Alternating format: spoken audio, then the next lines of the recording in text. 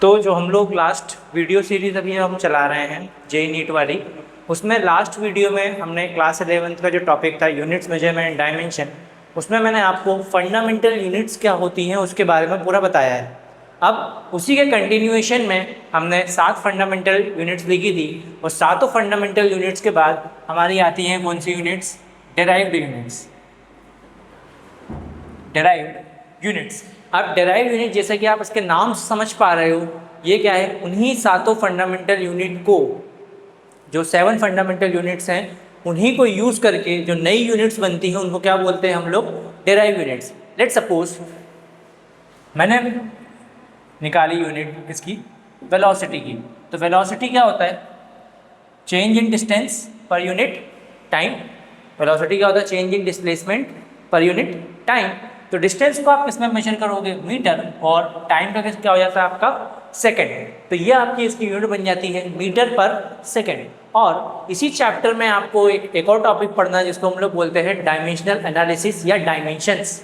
जैसे हमने जो सातों हमारी फंडामेंटल यूनिट्स लिखी थी उनके डायमेंशंस क्या बनते हैं। जैसे आपका मास का क्या बनता है? एक स्क्वायर ब्रैकेट में हम लिखते हैं m, लेंथ का है l, टाइम का होता है t, करंट का होता है a, फिर आपका ल्यूमिनस इंटेंसिटी का CD, फिर होता है मोल, और ये टेम्परेचर का होता है केल्विन। तो ये क्या होते हैं? इसके डायमेंशनल एनालिसिस होते हैं। अब इन्हीं फंडामेंटल जो डेराइव यूनिट्स हैं या हमारी जो फंडामेंटल यूनिट्स हैं उन्हीं को हम लोग क्या करते हैं? डायमेंशंस के फॉर्म में लिखते हैं। जैसे अगर मैं वेलोसिटी का डायमेंशन निकालने जाऊँ तो वेलोसिटी का डायमेंशन क्या हो जाएगा?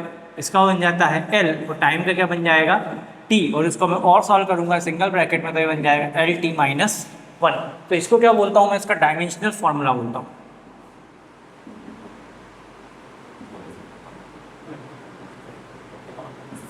तो हम लोग यहाँ पे derived units plus dimensional formula single में ही क्लब करके चल रहे हैं, क्योंकि हम लोग ये इंपॉर्टेंट क्वेश्चंस और इंपॉर्टेंट टॉपिक्स की सीरीज चला रहे हैं। तो जैसे अब मैं एक और बनाता हूँ, जैसे एक्सेलरेशन। एक्सेलरेशन की यूनिट क्या होती है आपकी? मीटर पर सेकेंड स्क्वायर। अब इसी में हम लोग अगर इसका क्या बनाएंगे? इसका डायमेंशनल फॉर्मूला बनाते हैं। मीटर क्या हो जाता है L, और टाइम का क्या हो जाएगा?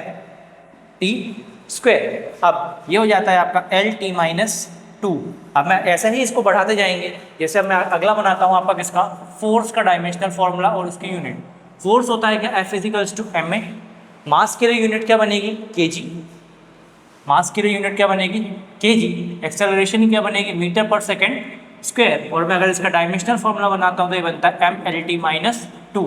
इस पर आप 5 स्टार बना लो, ये आपका बहुत बार काम आने वाला है।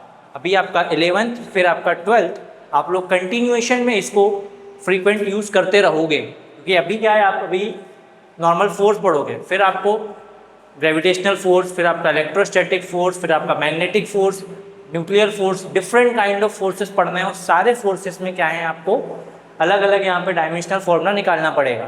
तो इसीलिए ये चैप्टर पढ़ने से पहले इसकी इंपॉर्टेंस ये है कि ये चैप्टर अभी आपका कुछ वीडियोस में कवर नहीं होगा। ये चैप्टर आपका हर वीडियो में थोड़ा थोड़ा कवर होगा, क्योंकि जैसे जैसे हम फॉर्मूले पढ़ते जाएंगे वैसे वैसे हम हर फॉर्मूले का क्या है, डायमेंशनल फॉर्मूला बनाते जाएंगे। जैसे कि अगर आप NCERT देखोगे तो NCERT में लास्ट में जो आपका अपेंडिक्स है, अपेंडिक्स में पूरे के पूरे आपको नियरली 800 के आसपास आपको डायमेंशनल फॉर्मूला लिखे गए हैं, जो कि एक ह्यूमनली पॉसिबल नहीं है कि आप उसको 800 के 800 रट लो, रटना पॉसिबल नहीं है। तो जैसे जैसे हम फिजिक्स में आगे बढ़ते जाएंगे 11th एंड 12th में, हम क्या करेंगे, उसके dimensional formulas time to time बनाते जाएंगे, और उसको जब बनाना सीख लेंगे तो हमको रटने की ज़रूरत नहीं पड़ेगी।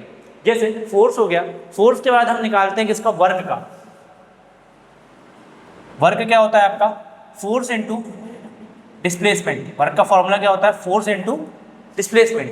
अब फोर्स की यूनिट क्या बनती है? न्यूटन, या ऊपर हमने बनाई है kg, मीटर पर सेकेंड स्क्वायर। और डिस्प्लेसमेंट का क्या बनेगा आपका?